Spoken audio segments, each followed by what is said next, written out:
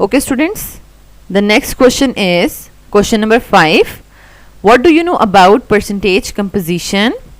How will you determine the percentage of each element in a substance? Means कि यहाँ पर आपको सबसे पहले परसेंटेज कंपोजिशन को डिफाइन करना है, ठीक है, और उसके बाद उसके स्टेप्स बताने हैं, ठीक है. फर्स्ट स्टेप है calculate molar mass of a compound, और देन हर एलिमेंट का जो है वो परसेंटेज फाइंड आउट करनी है by using the formula.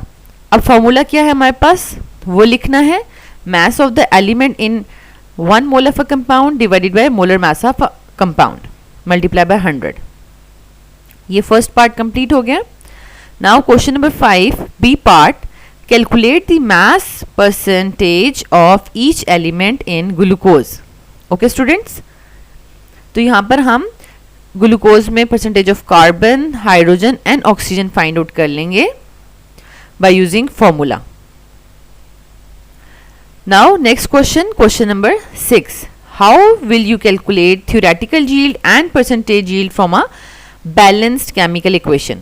Students basically जो भी हम numerical solve कर रहे हैं उसमें हम यही कर रहे हैं.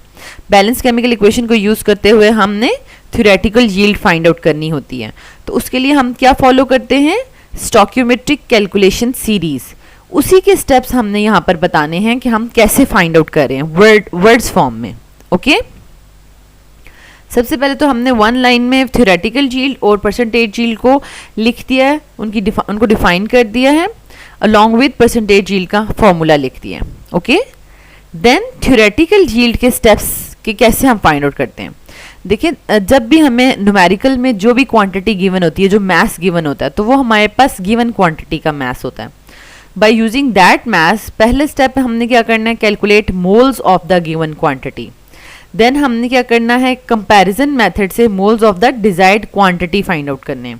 थर्ड स्टेप में mass of the desired quantity find out करने हैं, ठीक है, and that is the theoretical yield. इन्हीं स्टेप्स को फॉलो करते हुए स्टूडेंट्स हम बेसिकली न्यूमेरिकल सॉल्व करते हैं. ओके, और लास्ट में हम बताएंगे कि हम परसेंटेज यील्ड कैसे फाइंड आउट करते हैं फॉर्मूला से.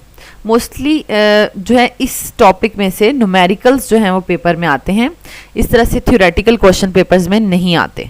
Okay, but we should know the answer of each question that is present in our exercise. Okay students, question number 6 part B, a small piece of pure aluminium metal having a volume of 1.25 cubic centimeter is reacted with excess of HCl. Okay, and what is the weight of hydrogen liberated?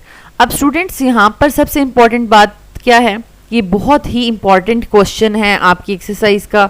Mostly जो है ये exams में question दे दिया जाता है by just changing the values, यानी volume जो है वो चेंज कर दिया जाएगा, ठीक है, डेंसिटी तो वही रहेगी लेकिन वॉल्यूम की वैल्यू चेंज करके ये पेपर में दे दिया जाता है. तो you should have the clear concept of this numerical. Okay, सबसे पहले जो स्टेप होता है न्यूमेरिकल सॉल्व करने का, स्टोइकियोमेट्रिक बेसिकली, तो उसमें इक्वेशन इंपॉर्टेंट है कि स्टूडेंट क्या स्टेटमेंट से को देखकर इक्वेशन लिख सकता है. यहाँ पर आपको बताया जा रहा है कि भाई एल्यूमिनियम है वो रिएक्ट कर रहा है एक्सेस ऑफ HCl के साथ और हाइड्रोजन लिबरेट हो रही है. देखिए, हाइड्रोजन तो लिबरेट होगी लेकिन साथ क्या बनेगा हमारे पास, एल्यूमिनियम जो है वो क्लोरीन के साथ रिएक्ट करेगा, AlCl.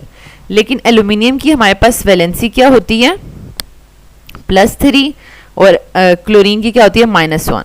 तो इनकी वैलेंसीज जो है वो शफल करेंगी, तो इस वजह से हमारे पास एल्यूमिनियम जो है वो 1 आ जाएगा और क्लोरीन जो है वो 3 आ जाएगा. तो बेसिकली ये हमारे पास प्रोडक्ट बन रही है, और आफ्टर दैट हमने इसको बैलेंस कर लेना है. एल्यूमिनियम क्लोराइड प्लस हाइड्रोजन बन रहा है.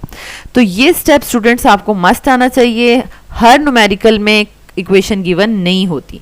अगर आपने इक्वेशन गलत बनाई है तो आपका आगे सारा न्यूमेरिकल 0 हो जाएगा. Okay, let's start. अब इस क्वेश्चन में भी स्टूडेंट्स देख लें कि हमें गिवन क्या है, डेंसिटी गिवन है, ठीक है, और वॉल्यूम गिवन है. एल्यूमिनियम की डेंसिटी और वॉल्यूम गिवन है। मीन्स कि बेसिकली क्या होता है कि हमें मैस गिवन होता है ना गिवन क्वांटिटी का, लेकिन मैस नहीं गिवन, तो हमें density is equals to mass per volume. हमें मैस नहीं गिवन तो हम मैस फाइंड आउट कर लेंगे डेंसिटी और वॉल्यूम को मल्टीप्लाई करके, ठीक है। तो ये एक डिफरेंट स्टेप है जो बाकी तमाम स्टोकियोमेट्रिक न्यूमेरिकल से एडिशनल है, ठीक है। बाकी स्टेप्स जो हैं वो सेम होंगे। Okay, let's start. First step में डेंसिटी और वॉल्यूम को यूज़ करते हुए मास फाइंड आउट हो गया। ओके, देन हमने उस फर्स्ट स्टेप किया कि मास को मोल्स में कन्वर्ट कर दिया। देन हमने कंपैरिजन स्टेप किया एल्यूमिनियम और हाइड्रोजन का, और उससे हमारे पास हाइड्रोजन के मोल्स आ गए, और लास्ट में हमने mass of hydrogen find out कर लिया मोल्स इनटू मोलर मास से। Okay, this is the simple question. Question number 7. How much silver chloride will be formed by mixing 120 gram of silver nitrate with a solution of 52 grams of NaCl? Students, again this is a very important question of the exercise, और mostly teachers जो हैं वो examiner जब question paper set करता है तो वो इस question को add कर देता है, ठीक है, by just changing the values same भी हो सकती हैं, चेंज भी की जा सकती हैं, ठीक है, और ये क्वेश्चन दे दिया जाता है। बेसिकली क्वेश्चन क्यों इम्पॉर्टेंट है, इसलिए कि यहाँ पर देखें हमें सिल्वर दिया हुआ है, 120 ग्राम सिल्वर दिया हुआ है, ओके, और 52 ग्राम्स जो है वो सोडियम क्लोराइड दिया हुआ है, और सिल्वर क्लोराइड फाइंड आउट करने के लिए कहा है।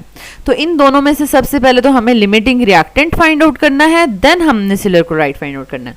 तो ये स्टूडेंट्स के लिए एक टास्क होता है, but this is again very simple. Students, पहला हमने स्टोकियोमेट्रिक कैलकुलेशन सीरीज को फॉलो करना है।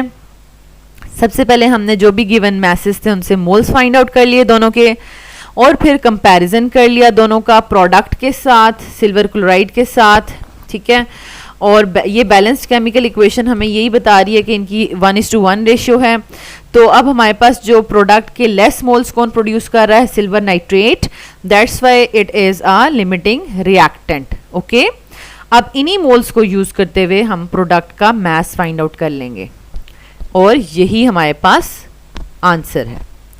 Okay students, last question, which question number 8, which contains more atoms, 1 mole of iron or 1 mole of hydrogen?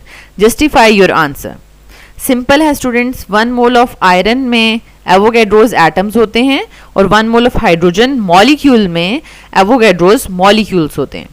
और हमें पता है कि 1 molecule of hydrogen में 2 एटम्स होते हैं, तो 6.02 10^23 मॉलिक्यूल्स में 2 into एवोगैड्रोज एटम्स होंगे।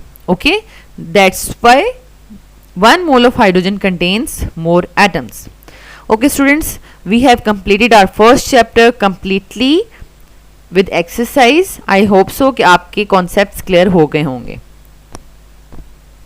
Thank you so much students for watching this video. अगर आपको ये वीडियो अच्छी लगी है तो आप इसको लाइक कर दें, चैनल के बटन को सब्सक्राइब कर दें, और बेल के आइकन को ज़रूर प्रेस कर दें ताकि न्यू आने वाले लेक्चर्स का नोटिफिकेशन आपको मिलता रहे। Thank you so much.